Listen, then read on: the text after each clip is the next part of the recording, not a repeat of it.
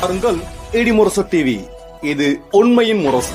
உள்ளூர் செய்தி முதல் உலகச் செய்திகள் வரை உடனுக்குடன் அறிந்திட இடிமுரசு டிவிக்கு சப்ஸ்கிரைப் பண்ணுங்க.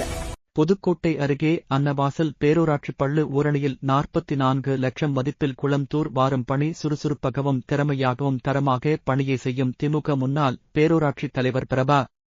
புதுக்கோட்டை மாவட்டம் இழுப்பூர் வட்டம் அன்னவாசல் பேரூராட்சிக்கு சொந்தமான பள்ளு ஊரணியை ஒரு தலைமுறையாக தூர்வாராமல் இருந்து வந்தது. இதனால் இப்பகுதியில் வாழும் பொதுமக்கள் பெரிதும் சிரமத்திற்கு ஆளாகி வந்துள்ளனர்.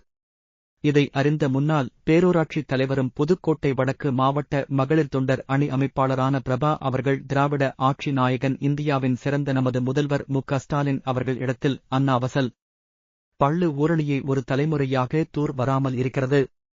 இந்த குளத்தை சுத்தப்படுத்தி மக்கள் பயன்பாட்டுக்கு வழிவகை செய்யும்படி கேட்டுக் கொண்டுள்ளார். உடனே நமது முதல்வர் அதிகாரிகளிடம் கட்டளையிட்டுள்ளார். அதிகாரிகள் திட்ட அறிக்கையான 44 லட்சம் ரூபாய்க்கு திட்டம் தயாரிக்கப்பட்டு பணி வழங்க அனுமதி அளித்துள்ளனர்.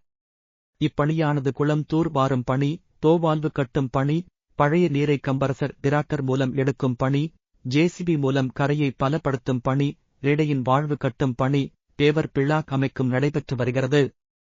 சுமார் 380 மீட்டர் நீளத்திற்கு 3 மீட்டர் அகலத்தில் 2 சைடுவால் மற்றும் பேவர் பிளாக் சாலை அமைக்கும் பணியை பேரூராட்சி முன்னாள் தலைவர் மற்றும் திமுக வடக்கு மாவட்ட மகளிர் தொண்டர் அணி அமைப்பாளரான பிரபா சிறப்பாக செய்து வருகிறார். இவ்வூர் பெருமையான இலுப்பூர் வட்டத்தில் அமைந்த அன்னவாசல் பேரூராட்சி புதுக்கோட்டையிலிருந்து 17 கிமீ தொலைவில் உள்ளது. இதனருகே பேருந்து நிலையம் உள்ளது. சுமார் 15 வார்டுகளும் சுமார் 25 தெருக்களும் கொண்ட இப்பேரூராட்சி விராலிமலை சட்டமன்ற தொகுதிக்கும் கரூர் மக்களவைத் தொகுதிக்கும் உட்பட்டது. இதுகுறித்து பேசியுள்ள திமுக முன்னாள் பேரூராட்சி தலைவர் பிரபா தெரிவிக்கும் போது கண்மாய் கரையோரம் மரத்தடியில் நீர்நிலையை பார்த்து ரசித்தவாறு இயற்கை சூழலில் பார்த்தே நடந்து செல்லலாம். வெறும் பொழுதுபோக்கு மையமாக மட்டுமே இந்த சுற்றுலா தலம் அமையாமல் மக்களுடைய உடல் ஆரோக்கியத்திற்கும் முக்கியத்துவம் கொடுக்கப்பட்டுள்ளது. நடைப்பயிற்சி செல்வோருக்கும் போதுமான நடைப்பயிற்சி பாதை இல்லாமல் சாலையோரம் நடந்து செல்கிறார்கள். நடைப்பயிற்சி பாதையும் அமைக்கப்படும் என்று தெரிவித்துள்ளனர். சேவர் பிளாக் சாலை அமைப்பதனால் பொதுமக்கள் தினமும் அதிகாலை எழுந்து காலை மற்றும் மாலை நேரங்களில் வாக்கிங் செல்வதற்காகவே பிரத்தியாகமாக குளத்துக்கரையில் அமைக்கப்படுகிறது. இதனால் மன அமைதியும் உடல் ஆரோக்கியம் மற்றும் சுறுசுறுப்பாக வேலைகளை செய்யவும் பயன்படுகிறது.